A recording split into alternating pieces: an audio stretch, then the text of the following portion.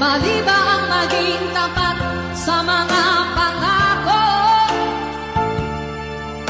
Sa atin ang lahat kaya'y isang laro. Sadyang pag-ibig natin ay nakakapanghinayang. Ngunit sa ating mga mata, ito'y kalabisan lamang. Patuloy lang masasaktan